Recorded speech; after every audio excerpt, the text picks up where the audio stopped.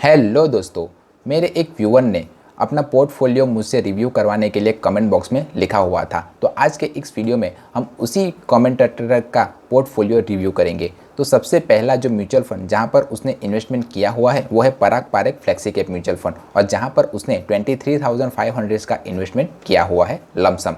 तो Parag Parikh flexi cap mutual fund एक flexi cap mutual fund है। अब जिसे नहीं पता कि फ्लेक्सी कैप म्यूचुअल फंड किसे कहते हैं, तो फ्लेक्सी कैप म्यूचुअल फंड में फंड मैनेजर के पास पूरी आज़ादी होती है कि वो जहां चाहे वहां इन्वेस्टरों के पैसे को निवेश कर सकता है। अब हम इस म्यूचुअल फंड के अगर पास्ट रिटर्न्स को देखें तो इसने एक साल में 19.77% का रिटर्न, 2 साल में 42.80% का रिटर्न, 3 साल में 23.36% का रिटर्न और 5 साल में 19.06% का रिटर्न अपने इन्वेस्टरों को दिया हुआ है। और इसने हर बार अपने कैटेगरी एवरेज को बीट किया हुआ है। तो इस हिसाब से आप देखें कि तो आप पराग पारेख म्यूचुअल फंड में अपनी इन्वेस्टमेंट चालू रख सकते हो। Good decision.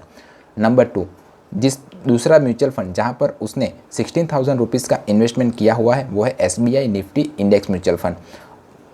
इसने भी अपने कैटेगरी एवरेज को हर बार बीट किया हुआ है। तो इस हिसाब से आप देखें तो आप SBI के निफ्टी इंडेक्स म्यूचुअल फंड में भी अपनी इन्वेस्टमेंट को चालू रख सकते हो। तीसरा म्यूचुअल फंड है वो है SBI का फ्लेक्सी कैप म्यूचुअल फंड, जहां पर इसने 8,000 रुपीज़ का इन्वेस्टमेंट किया हुआ है। तो अगर आपने already Parag Parikh flexi cap mutual fund में अपनी इन्वेस्टमेंट को किया हुआ है और उसके सामने ये जो SBI का फ्लेक्सी कैप म्यूचुअल फंड है वो अच्छा परफॉर्म नहीं कर रहा है, आप कैटेगरी एवरेज को चेक करके ये ज़रूर देख सकते हो कि SBI का फ्लेक्सी कैप म्यूचुअल फंड पराग पारेख की तुलना में तो कम रिटर्न्स लाकर दे ही सकता है।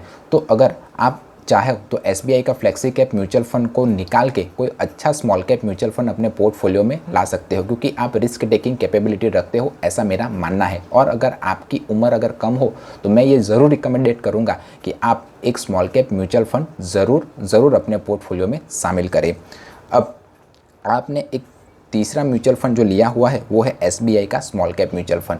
तो SBI का स्मॉल कैप म्यूचुअल फंड है वो सबसे बेकार म्यूचुअल फंड है और ये अपने कैटेगरी एवरेज से ख़राब परफॉर्मेंस कर रहा है, यानी कि इसने अपने कैटेगरी एवरेज को भी बीट कर नहीं पा रहा है। तो जितना जल्दी हो सके उतना जल्दी आप SBI के स्मॉल कैप म्यूचुअल फंड से बाहर निकल जाइए। तो मेरी एक सलाह है, जो आप मानना चाहो तो मान सकते हो, वरना नहीं। आप अपने एक पोर्टफोलियो में इंडेक्स म्यूचुअल फंड, एक फ्लेक्सी कैप म्यूचुअल फंड और 2 चाहो तो स्मॉल कैप म्यूचुअल फंड रख सकते हो, अगर आप रिस्क टेकिंग कैपेबिलिटी रखते हो तो। वरना एक स्मॉल कैप म्यूचुअल फंड और एक लार्ज कैप म्यूचुअल फंड उसके बिहाफ में ले सकते हो।